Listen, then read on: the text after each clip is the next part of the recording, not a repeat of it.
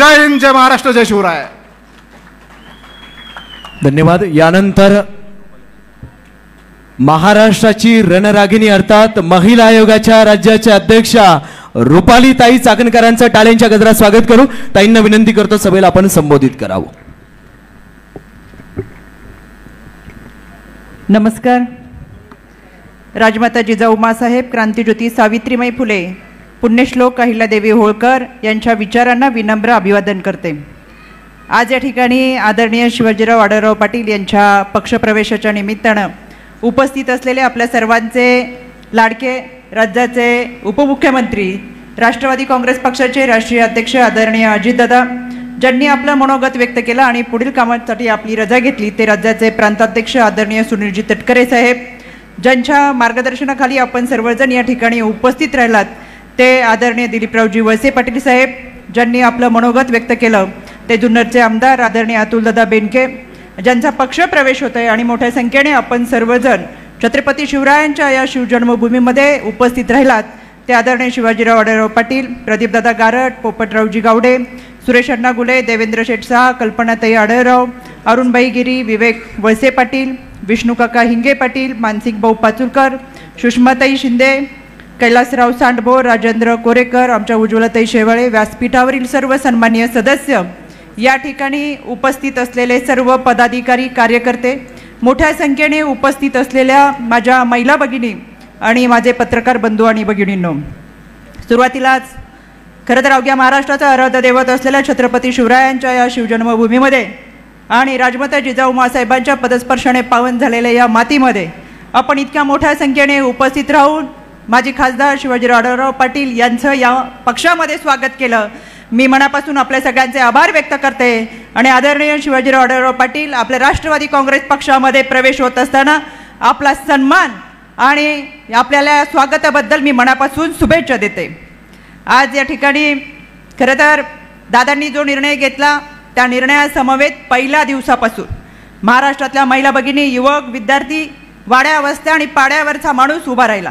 आज महिलांची संख्या देखील या ठिकाणी मोठ्या प्रमाणात आहे. दादांनी जो निर्णय घेतला तो महाराष्ट्राच्या विकासासाठी घेतला आणि या विकासाच्या निर्णयासोबत आपण सगळेजण आलात, त्याचे मी मनापासून आभार व्यक्त करते. दररोज मोठ्या प्रमाणात होणारे पक्षप्रवेश, मोठ्या प्रमाणात होणारे मेळावे आणि खऱ्या अर्थानं ही साक्ष आहे ती दादांच्या कामाची. आणि म्हणून आदरणीय शिवाजीराव आढळराव पाटील आपण देखील या निर्णयाला संमती देत आज राष्ट्रवादी काँग्रेस पक्षामध्ये प्रवेश करत खऱ्या अर्थानं आपल्या आंबेगाव भागाच्या, जुन्नर भागाच्या शेतकरी, कष्टकरी, कामगारांना न्याय देण्यासाठी दादांसमवेत आला. हा निर्णय चुकीचा ठरणार नाही, हा येणाऱ्या लोकसभेच्या कालावधीमध्ये ही जनता दाखवून देईल. या अनेक दिवसाच्या कालावधीमध्ये खरं तर आपण जो निर्णय घेतलाय तो निर्णय किती योग्य आहे हे सातत्याने दिसून येतो. केंद्र सरकारमध्ये अर्थसंकल्प सादर झाला, यामध्ये सर्वाधिक विकासाचे मुद्दे आमच्या महिला भगिनींवरती मांडले गेले. राज्याचा अर्थसंकल्प सादर झाला, दादा आपण वित्तमंत्री म्हणून आमच्या महिला व बाल विकास विभागाला सर्वाधिक निधी दिला.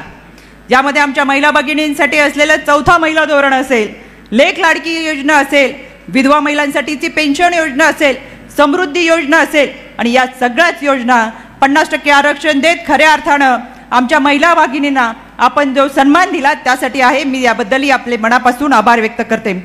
या ठिकाणी आमदार दिलीप मोहिते पाटील, मी दिलगिरी व्यक्त करते, आपलं नाव यामध्ये विसरलं, किरणताई वळसे पाटील, या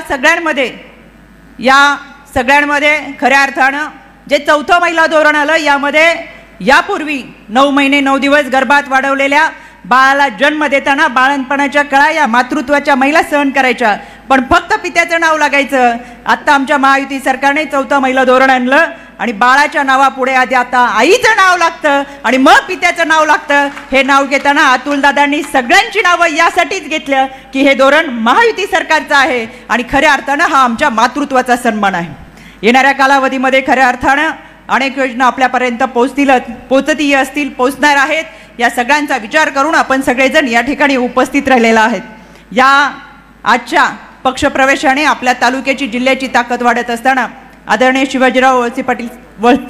शिवाजीराव आढळराव पाटील आपल्या समवेत आलेल्या सर्व कार्यकर्त्यांचे आम्ही मनापासून स्वागत करतो.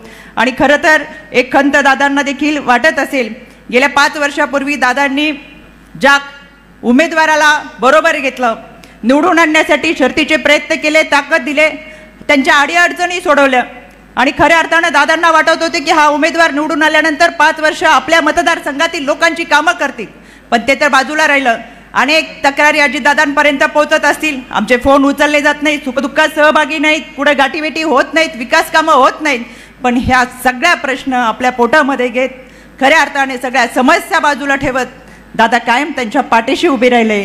तरीसुद्धा त्यांनी दादांबरोबरच गद्दारी केली आणि म्हणून मला आज सांगायचं आहे, ही जी दादांच्या मनामधली खंत आहे ती येणाऱ्या लोकसभेच्या निवडणुकीमध्ये आपण सगळ्यांनी भरून काढायची आणि ती मतदानातून भरून काढायची. दादांनी दिलेला उमेदवार हा योग्य उमेदवार आहे, तो जनतेचे प्रश्न सोडवणारे आहे. या निमित्तानं हा संकल्प आपण सगळ्यांनी करायचा आहे. समृद्ध आणि विकसित महाराष्ट्राच्या दैदिप्यमान उज्ज्वल भविष्यासाठी ही मशाल आपण सगळ्यांनी हाती घ्यावी आणि खऱ्या अर्थानं आदरणीय दादांना साथ देत ही महिला भगिनी मोठ्या प्रमाणात आहेत. ही मातृशक्ती जिथं जिथं उपस्थित राहते तिथं तिथं विजयाची पताका दिमागाने फडकत राहते. हा संकल्प या निमित्तानं करूयात.